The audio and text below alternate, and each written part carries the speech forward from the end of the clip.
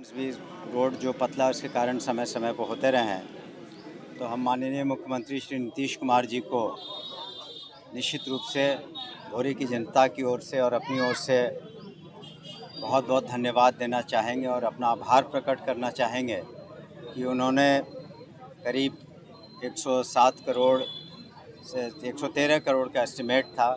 ये भोरे से मीरगंज तक रोड का चौड़ीकरण और मजबूतीकरण की स्वीकृति दी, कैबिनेट ने इसकी स्वीकृति दी और आज हम लोगों ने भूमि पूजन किया है। और एक जो परंपरागत रीति रिवाज रहा है कि इस तरह की जो शुरुआत होती है उसके पहले ऊपर वाले का आशीर्वाद भी ज़रूरी है। और हम उम्मीद करते हैं कि ये जो रोड का लंबाई करीब 29 किलोमीटर है, उससे कुछ ज़्यादा है और 24 महीने का इसमें समय दिया गया है। इसमें बहुत सारे काम हैं, पोल्स वगैरह को हटाना है, वृक्ष जो कटेंगे उनके जगह नए वृक्षों को लगाना पड़ेगा। तो कुल मिलाकर यहाँ से पटना जाने के लिए, सिवान जाने के लिए, मोतिहारी जाने के लिए, छपरा जाने के लिए बहुत सहूलियत होगी। और हम लोगों ने शुरुआत भी की थी 2 बसों की, सरकारी बसों की, जो कटिया भोरे होते हुए पटना जाती है और बगरा, विजयपुर, मुसहरी भोरे होते हुए वो भी मीरगंज होते हुए पटना जाती है। तो यहाँ के लोगों को भी पटना जाने के लिए अब कुछ कम समय लगेगा, यात्रा सुगम होगी। और उम्मीद करते हैं मनोज जी जो इस कार्य को पूरा करेंगे, अनुभवी हैं और उन्होंने अच्छे अच्छे काम भी पूर्व में किए हैं और यहाँ भी अच्छे तरीके से अपने कार्यों का संपादन करेंगे। और पुनः हम आप सभी मीडिया कर्मी को भी धन्यवाद देते हैं कि आपने आकर इस भूमि पूजन को और कवर किया। और हम लोगों के क्षेत्र में, भोरे विधानसभा क्षेत्र में, जैसा कि आप सभी जानते हैं, माननीय मुख्यमंत्री जी स्वयं आए थे और 1 लाख लीटर सुधा डेयरी प्लांट का भी उन्होंने यहाँ पर शिलान्यास किया। उसमें भी अब बाउंड्री वॉल का काम लग गया, 10 एकड़ जो वो बन रहा है करीब 70 करोड़ की लागत से। अब बगल में उसके 10 एकड़ में जो सब ग्रिड पावर स्टेशन है 128 करोड़ का, वो करीब 60% काम पूरा हो गया है। और उसके बगल में हम कोशिश कर रहे हैं कि 32 एकड़ ज़मीन जो है BIADA, Bihar industrial area development authority को स्थानांतरित हो जाए, ताकि आगे चल कर के वहाँ ग्रामीण परिवेश में भी इंडस्ट्रीज़, कुछ लघु उद्योग लग सके। तो कुल मिला के माननीय मुख्यमंत्री जी के वजह से यहाँ ग्रामीण सड़कें भी हम समझते हैं काफ़ी करीब 200 किलोमीटर से ज़्यादा की बनी है।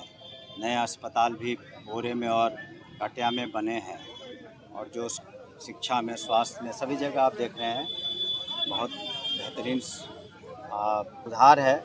और इन्हीं कार्यों के आधार पर हम निश्चित रूप से कह सकते हैं कि आने वाले जो आगामी चुनाव हैं 2025 के, उसमें निश्चित रूप से एनडीए की वापसी होगी और माननीय मुख्यमंत्री जी के नेतृत्व में पुनः एक मजबूत सरकार बिहार में स्थापित होगी और बिहार की प्रगति में और तेज़ी आएगी। सर, एक सवाल है कि सरकार जातिगत जनगणना कर रही है। ये मांग हमारी पार्टी की, माननीय मुख्यमंत्री जी की बहुत पहले से रही है और इस पर केंद्र सरकार ने मुहर लगा दी है। ये स्वागत योग्य है और इसकी शुरुआत तो और इसकी पहल तो पूरे देश में माननीय मुख्यमंत्री जी ने ही, नीतीश कुमार जी ने की थी और इसकी मांग समय समय पर हम लोग उठाते रहे हैं और बहुत खुशी की बात है कि केंद्रीय सरकार ने इस पर मुहर लगा दी। वो तो कागज़ भी बोलते हैं और आप भी जानते हैं मीडिया के कर्मी, जब कोई काम हो जाता है तब श्रेय लेने के लोगों की होड़ लगी रहती है, लेकिन वास्तविकता यही है कि माननीय मुख्यमंत्री नीतीश कुमार जी के नेतृत्व में ये मांग उठी थी और उन्हीं के नेतृत्व में असेंबली में भी ये कैबिनेट में, असेंबली में से पारित किया गया था। सर, हुसेपुर वाया लामी चौक जो रोड है काफ़ी जर्जर स्थिति में है, इसको लेके क्या करें? देखिए, उसका भी जहाँ तक हमें पता है उसका भी टेंडर हो गया है और अभी और भी रोड बनेंगे।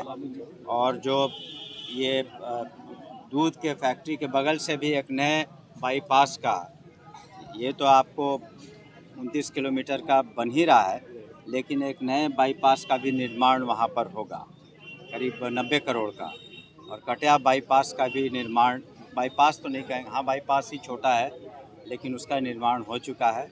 और हम लोग कोशिश कर रहे हैं कि कटिया में जाम की, जो ट्रैफिक जैम की समस्या है, उसका निजात कैसे किया जाए।